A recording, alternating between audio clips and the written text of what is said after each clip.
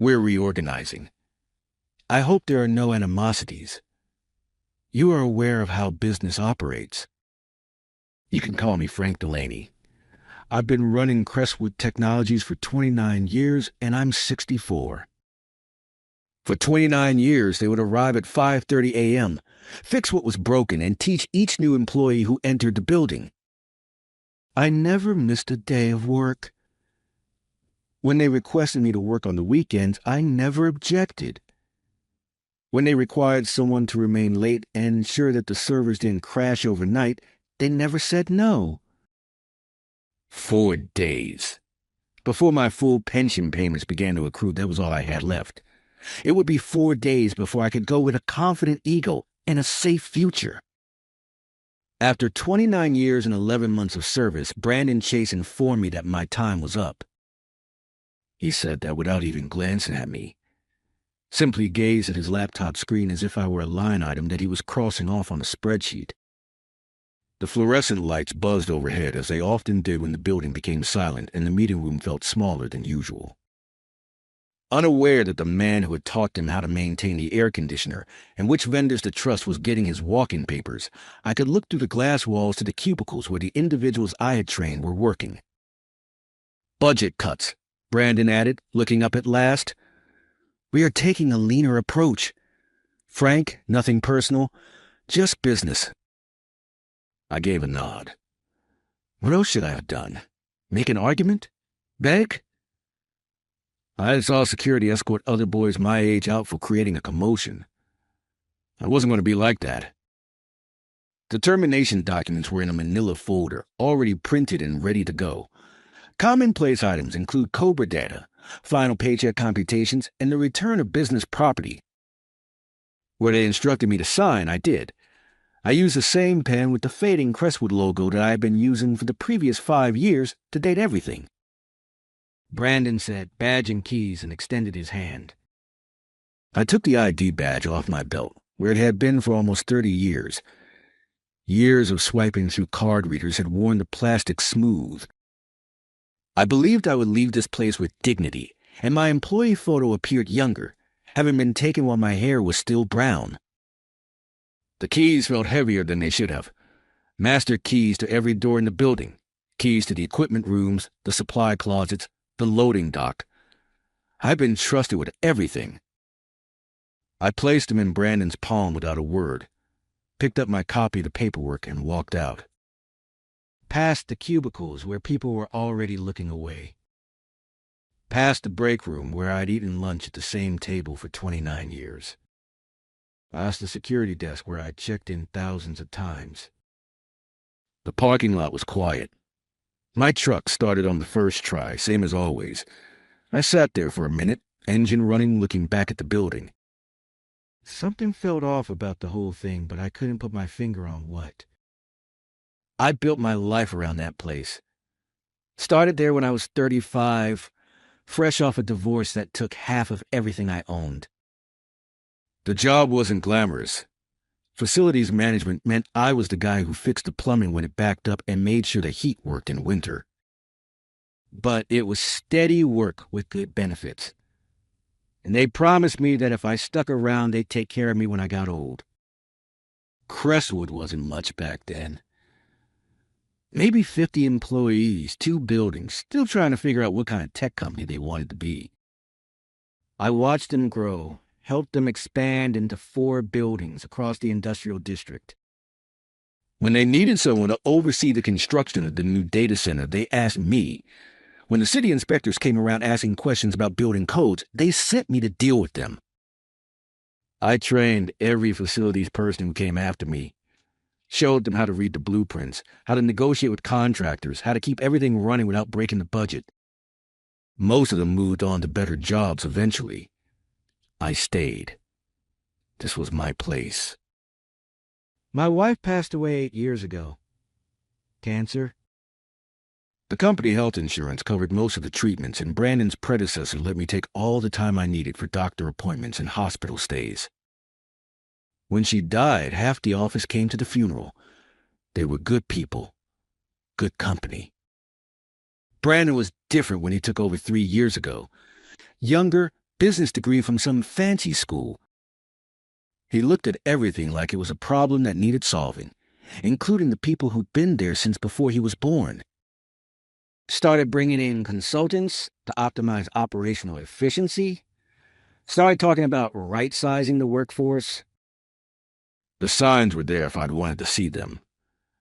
Brandon stopped saying hello when he passed me in the hallway, stopped including me in the monthly department meetings. When I submitted my budget request, they came back with questions I'd never had to answer before. Why do we need so many maintenance contracts?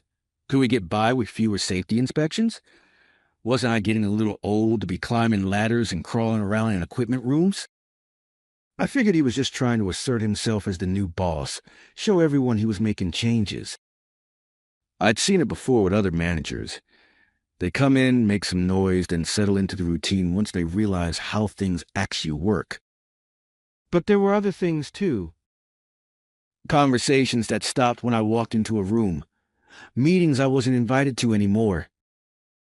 A new hire in facilities who asked me questions about my job responsibilities, things he shouldn't have needed to know unless someone was planning to have him take over.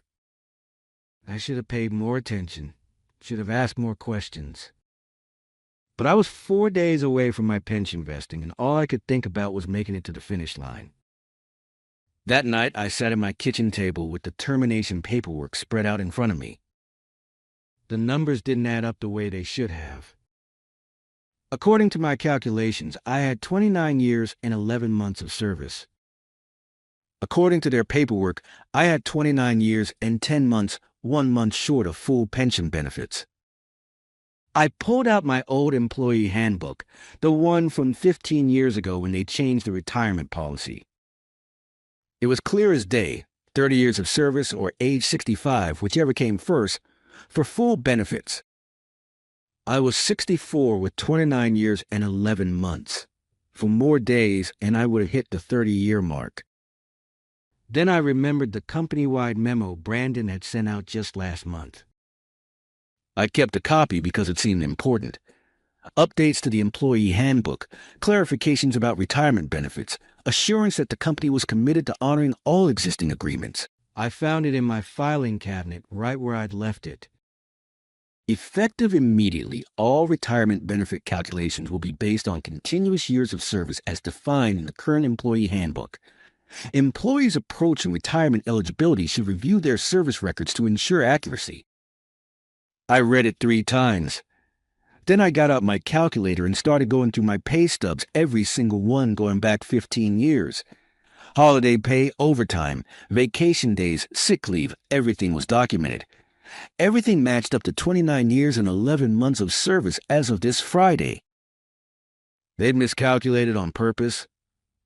Or maybe they just hoped I wouldn't notice. I thought about calling Brandon, demanding they fix the paperwork. But what was the point? He'd already made it clear that I was done.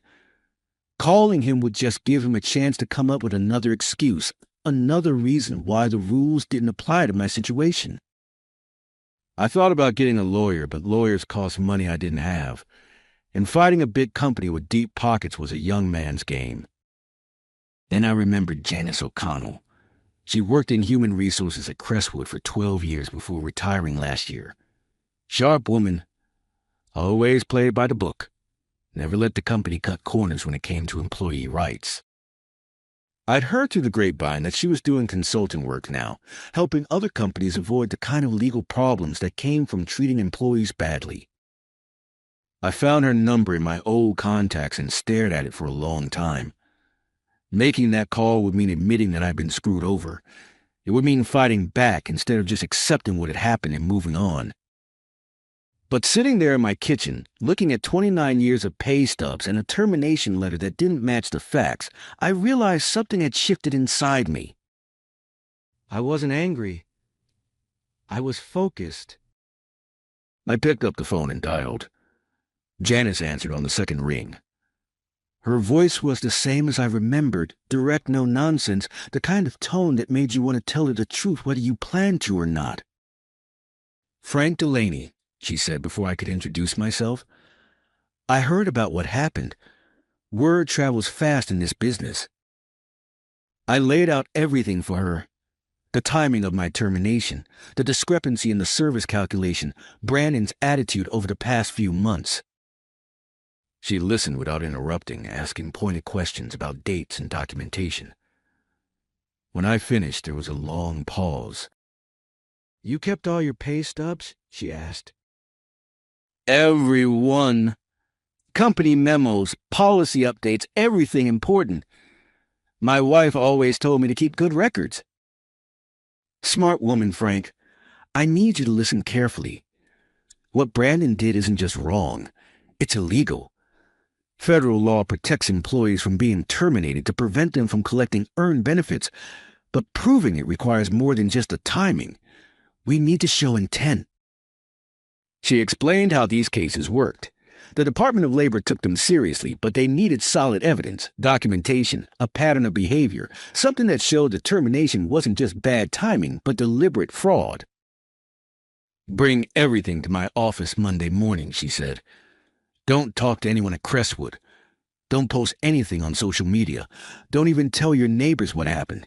If this goes where I think it's going, we want them to believe they got away with it." Monday morning, I drove to Janice's office with 3 boxes of paperwork, pay stubs, employee handbooks, memos, performance reviews, email printouts. 29 years of documentation organized in chronological order. She went through everything methodically, taking notes on a yellow legal pad. When she got to Brandon's memo from last month, she stopped and read it twice. "This is golden," she said. "He put it in writing that service calculations should be accurate. Then he fires you with an inaccurate calculation 4 days before you hit 30 years. Either he's incompetent or he's lying." "What's the difference?" I asked. "Incompetence gets you your job back. Lying gets you your job back, plus damages, plus a federal investigation that could shut down their entire human resources department." She explained the process, file a complaint with the Department of Labor. They'd investigate, interview witnesses, review documents. If they found evidence of deliberate benefit denial, Crestwood would face serious penalties, not just fines. Potential criminal charges for the people involved. "How long does it take?" I asked. "Depends. Could be weeks, could be months. But Frank, you need to understand something. Once we file this complaint, there's no going back. Brandon's going to know you didn't just walk away quietly.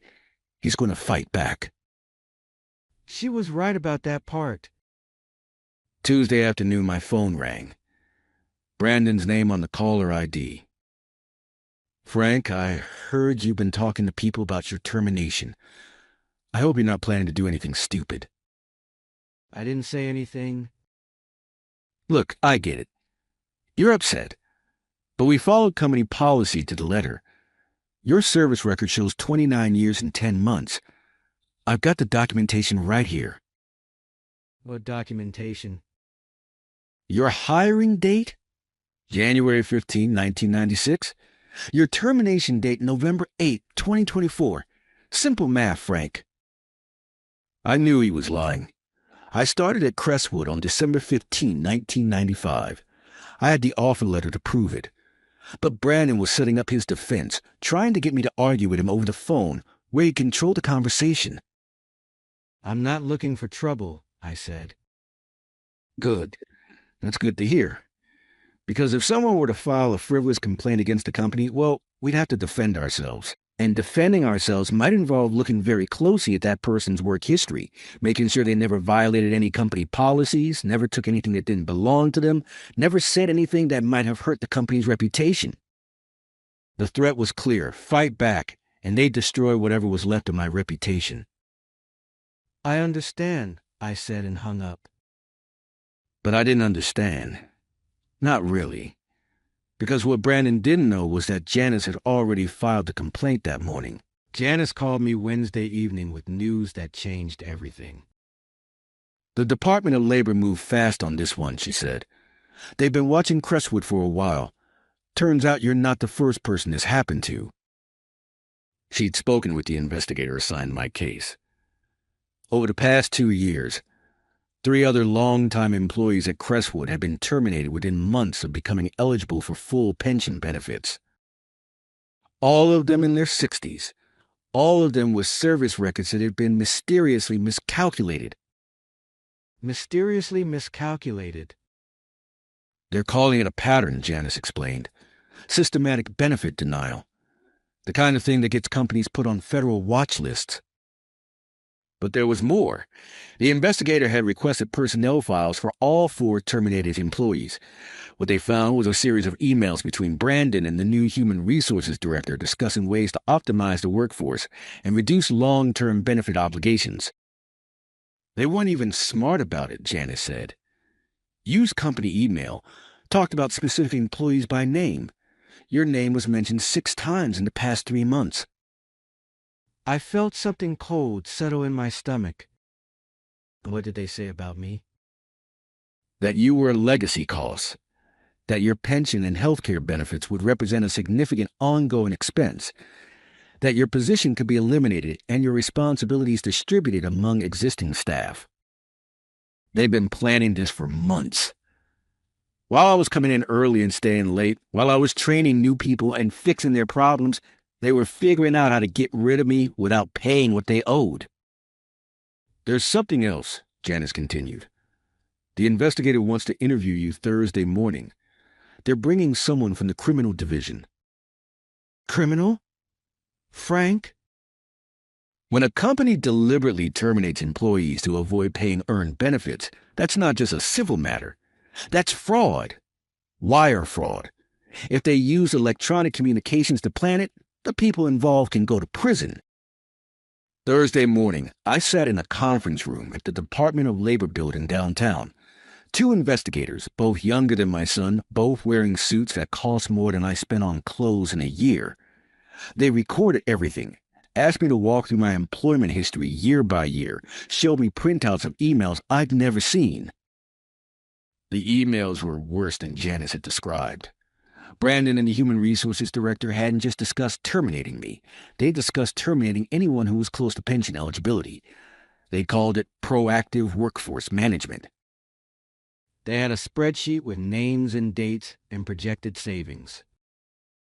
Mr. Delaney, one of the investigators, said, based on what we've seen, we believe Crestwood Technologies engaged in a deliberate scheme to defraud multiple employees of earned benefits. Your case is just the most recent example. They showed me documents I'd never seen before. Internal company communications about the cost of maintaining older employees. Memos about renegotiating pension obligations. A presentation to the board of directors that included a slide titled Legacy Employee Transition Strategy. My name was on that slide, along with the names of the 3 other employees who'd been terminated. We were all listed under Q4 optimization targets. We're going to need you to testify, the other investigator said. This is going to trial. Federal court. The people responsible are going to be held accountable. I thought about Brandon sitting in that conference room telling me it was just business, nothing personal.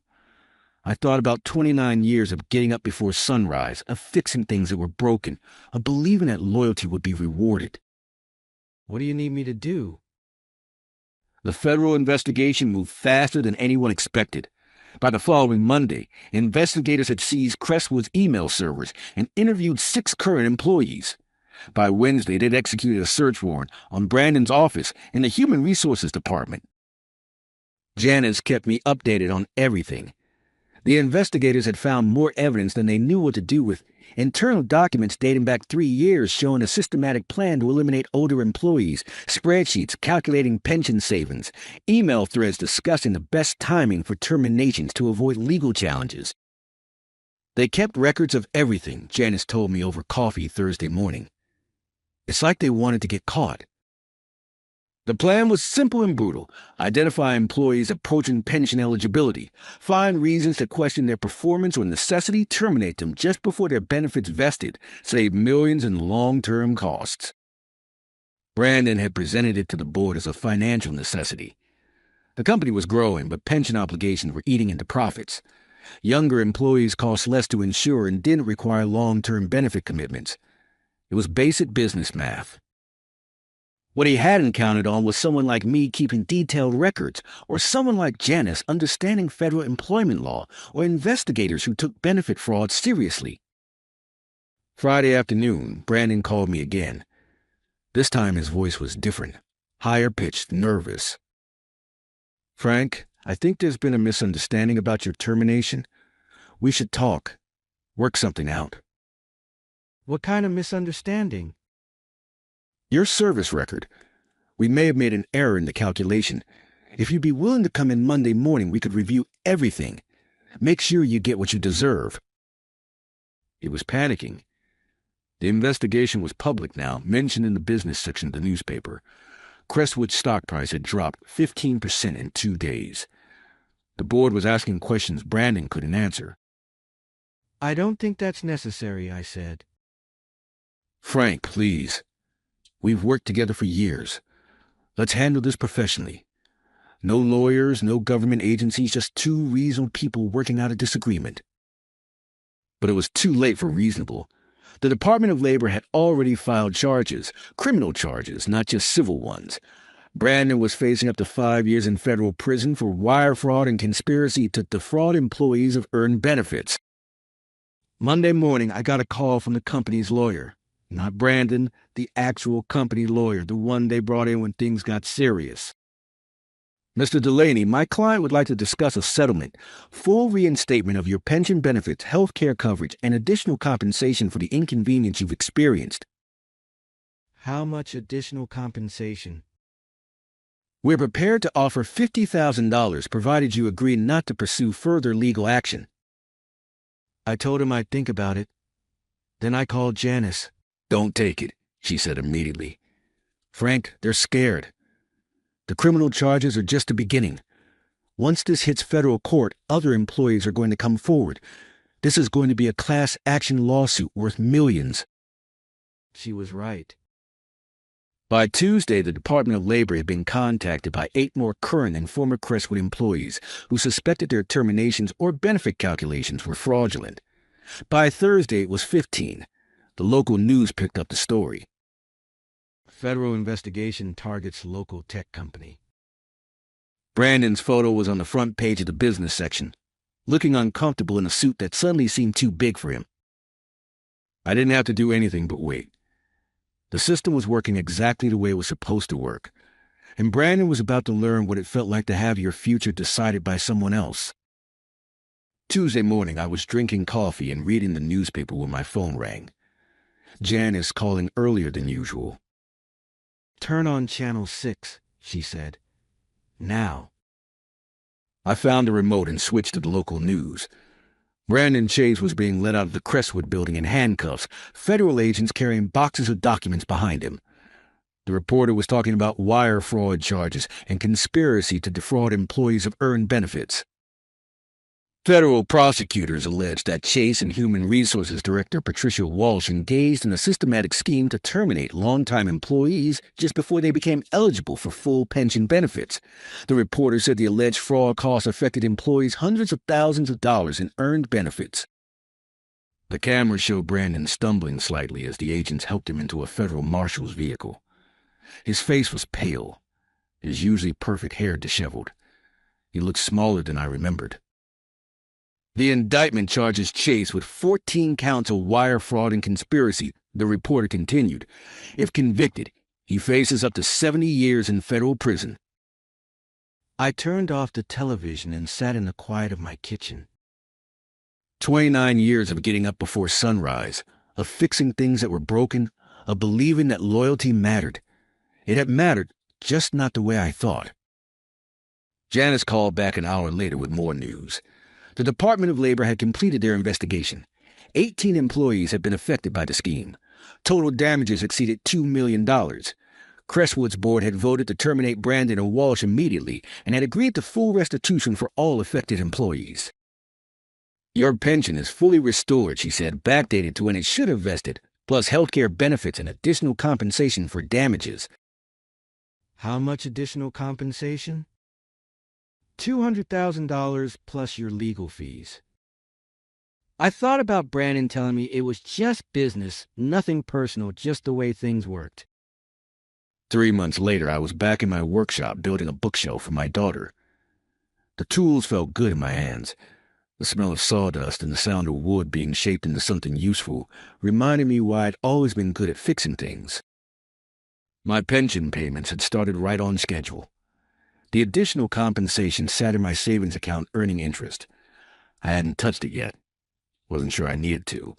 After 29 years of steady work, I had everything I needed. Brandon had pleaded guilty to federal charges and been sentenced to 18 months in prison. Patricia Walsh got 6 months and 2 years of probation. Crestwood had been acquired by a larger company that cleaned house in the management ranks. The local newspaper had run a follow-up story about the case. Local man's complaint leads to federal investigation. They'd wanted to interview me, but I declined. I wasn't looking for attention or recognition. I just wanted what I'd earned. My daughter called while I was sanding the bookshelf. She'd seen a news story online and wanted to make sure I was doing okay. "I'm proud of you, Dad," she said, "for standing up for yourself." I didn't do anything special, I told her. Just made a phone call. "Sometimes that's enough." I finished the bookshelf that afternoon and loaded it into my truck. My daughter had been asking for one for months, and I finally had the time to build it, right? Solid oak, dovetail joints, the kind of thing that would last for decades. As I drove to her house, I thought about the difference between building something and just fixing what someone else had broken.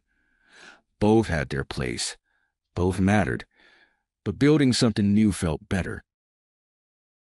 Now that I was conveniently out of the picture, she felt she had a clear path to unilaterally alter long-standing payment terms, raise prices at will, and impose impersonal centralized systems that were intended to extract more profit from the very relationships I had laboriously built over the course of 2 decades on the basis of mutual respect and trust. Marcus said there's something else you should be aware of after the fact. A forensic audit of your 3-year worth of expense reports has now been started. Arthur, they're searching for any inconsistency or discrepancy, no matter how small. I steadily met his anxious gaze. "Marcus, they won't discover anything. I have always been thorough in my reports." He said, "I know that," without hesitation. We're both aware of that. But Arthur, they're creating a story. They need someone to blame if, or rather when, more customers begin to leave. In addition to their own strategic errors, they need someone else to blame. Marcus paused a second before he slid out of the booth, ready to go. Whispering, "I'm updating my resume, Arthur," he acknowledged. "Just thought you should know." A peculiar sensation of serenity overcame my fury and lingering bitterness as I drove home into the Denver night. Isabella's vicious ambition and poor judgment weren't the only things I was learning about.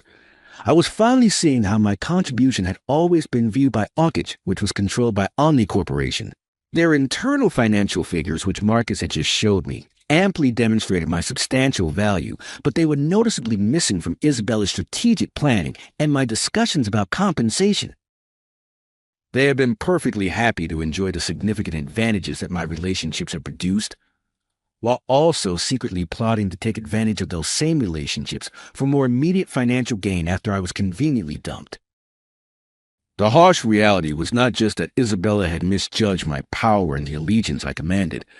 It was that for years, Ockage, the business I had spent 20 years creating, had essentially undervalued me.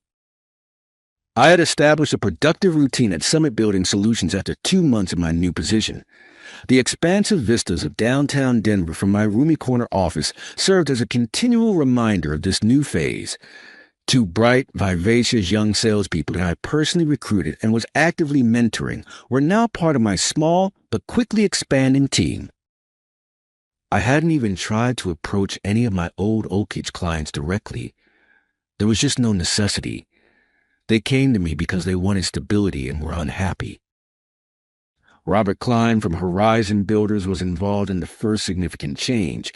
The day following Okage's official implementation of Isabella's universal pricing hikes, he gave me a call. "Arthur, can you believe this?" He fumed over the phone, his voice tight with indignation. "A 14% hike, completely out of the blue, zero warning or discussion. Can Summit match our original Oakage pricing?" We could, and we did.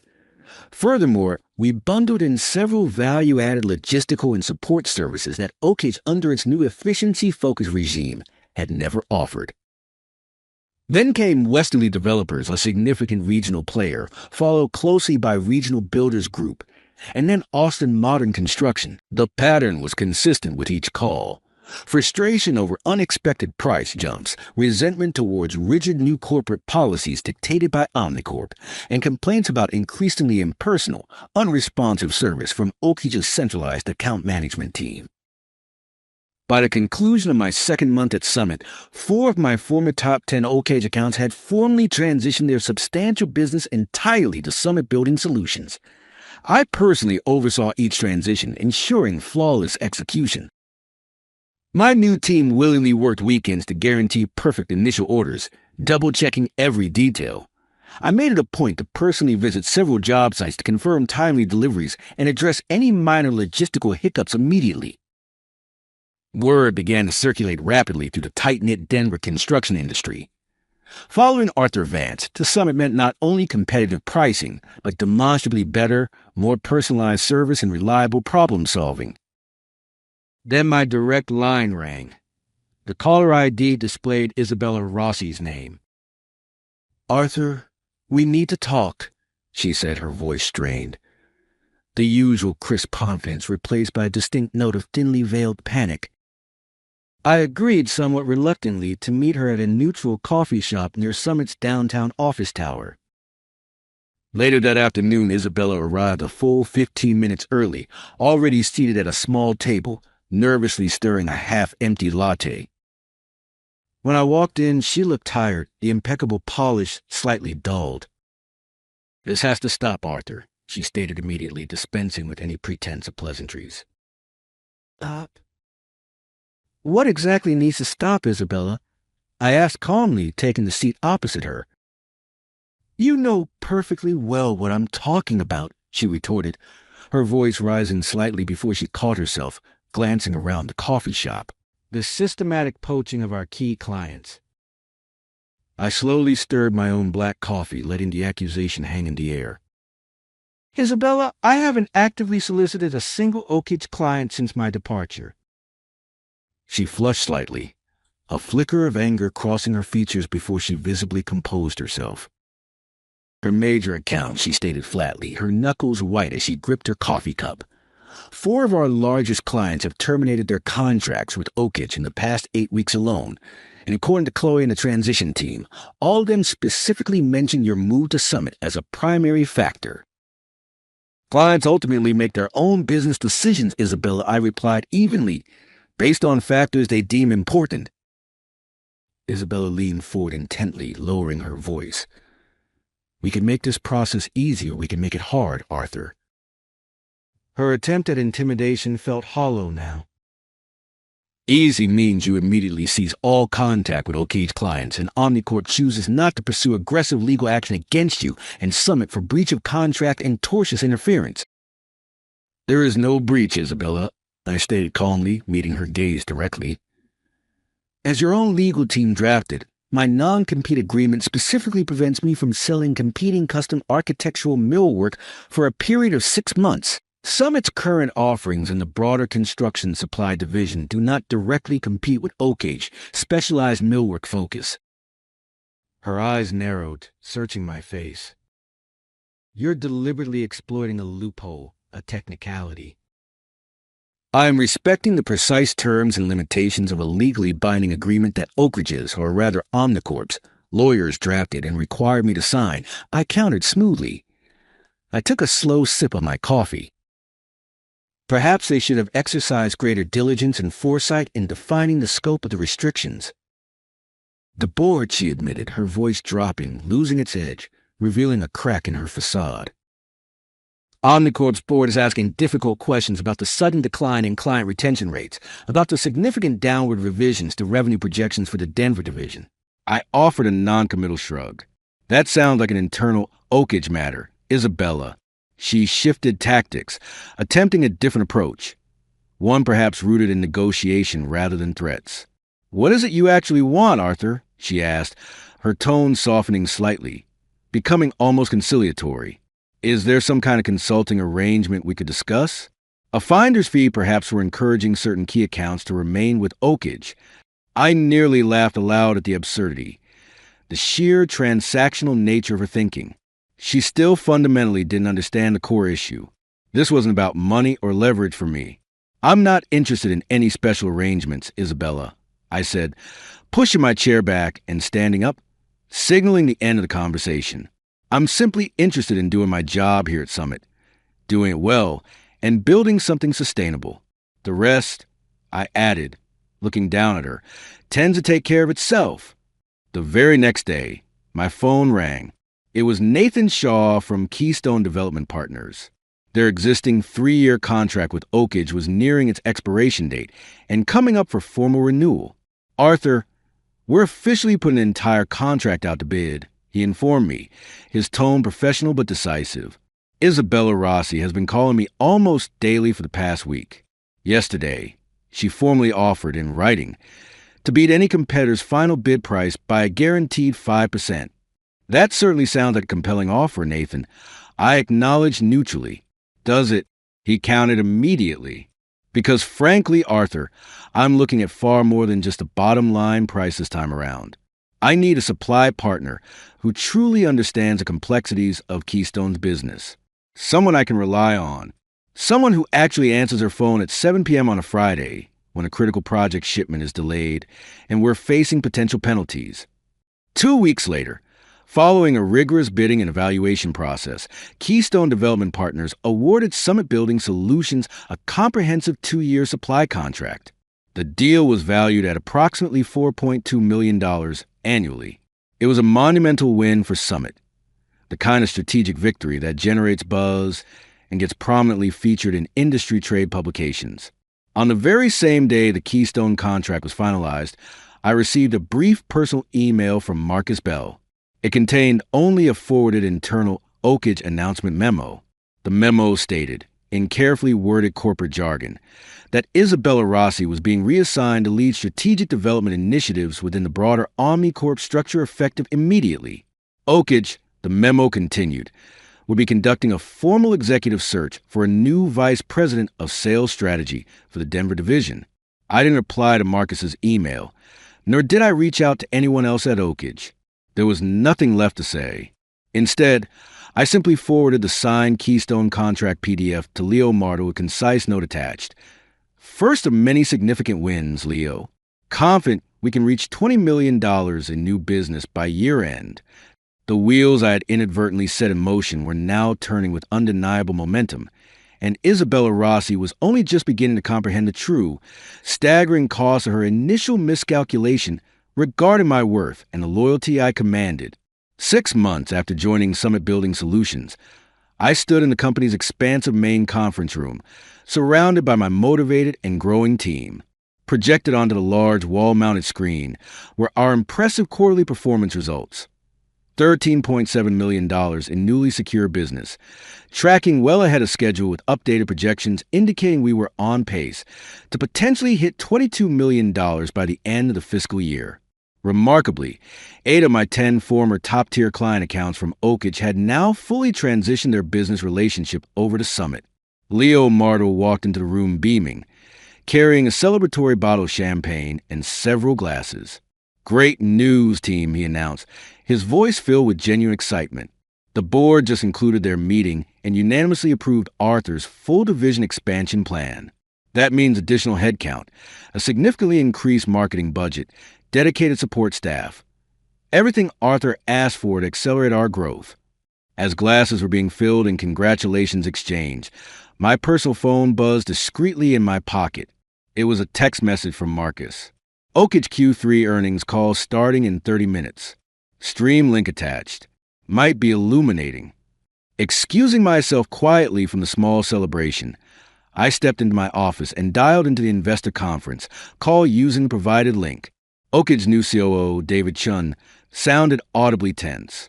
His voice strained as he began addressing the analysts and investors.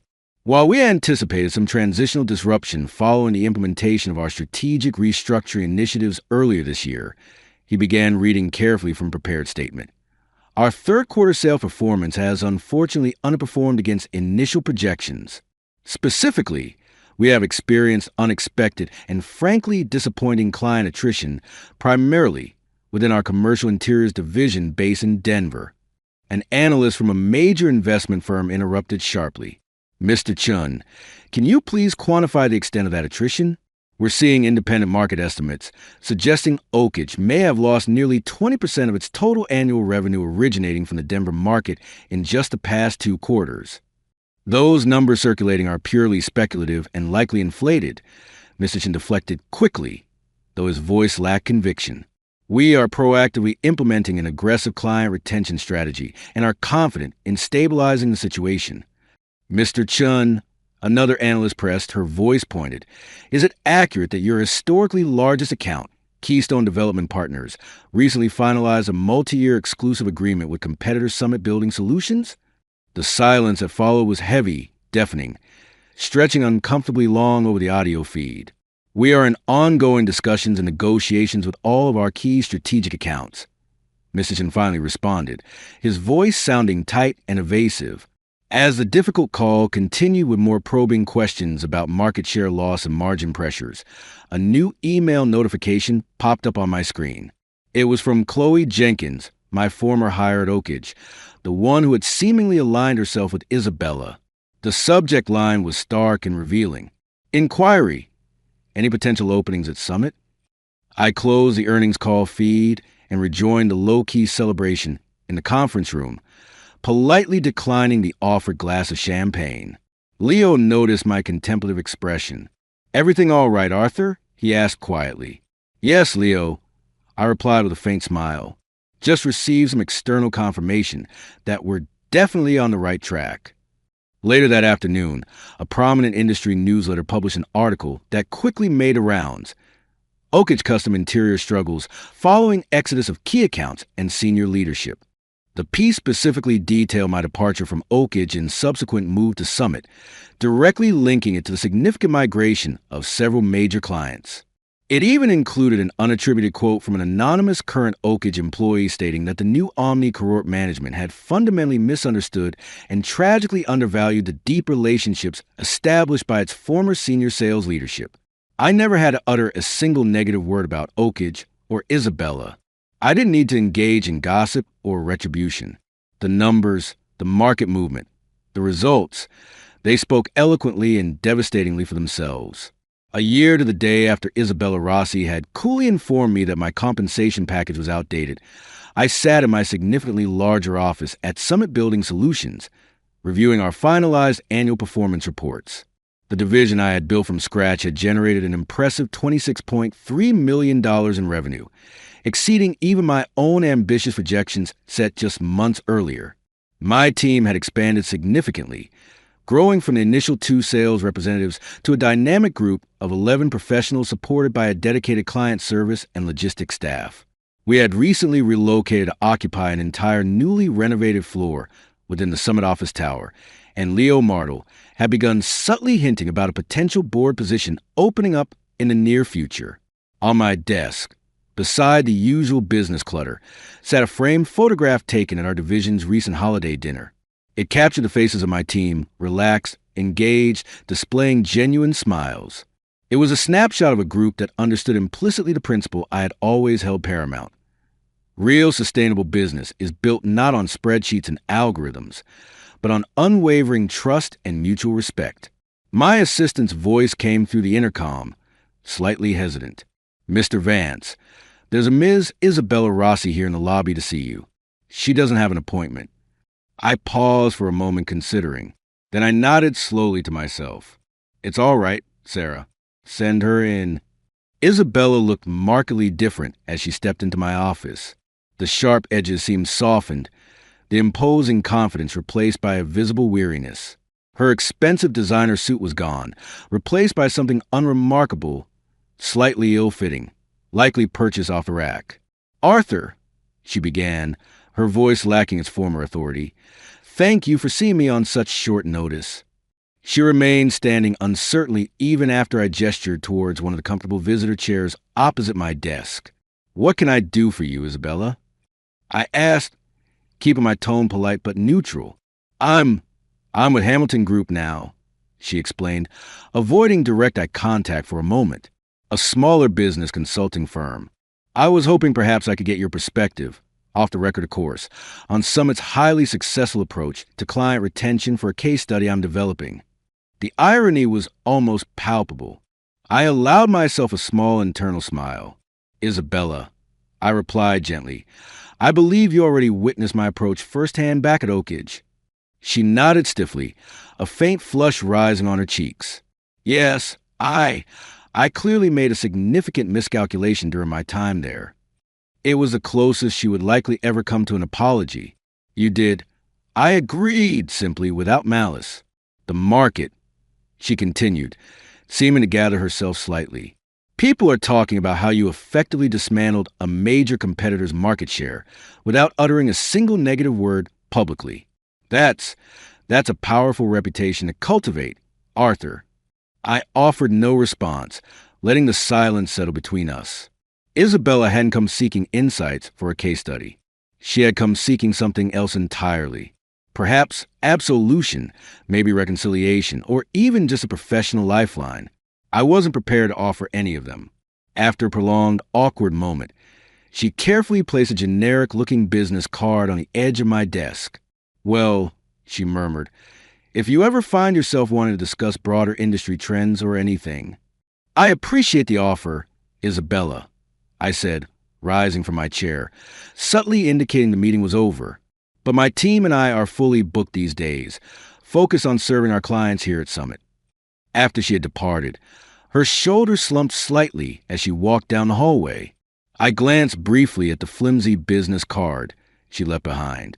Then, without a second thought, I dropped it directly into the shredder beside my desk. That evening, I drove across town to my daughter's new condo for dinner. She had recently been promoted to senior architect at her firm, and her excitement was infectious. So, how's work really going, Dad? She asked as we sat out on her small balcony, enjoying the cool Denver evening air. Work is good, I replied simply, feeling a deep sense of contentment. Really good. We're building something important, something that'll last. And I truly believe we were not constructing with wood and joinery this time, but building a business, a team, a reputation founded on the same enduring principles that had guided my entire professional life. Do the work diligently, always keep your promises, and value the human relationships above the mere transaction. In the end, Isabella Rossi, in her ruthless ambition and profound misjudgment, had inadvertently given me an unexpected, invaluable gift. She had forced me, under intense scrutiny, to prove not only to myself, but to the entire industry watching, exactly what 20 years of carefully nurtured trust was truly tangibly worth.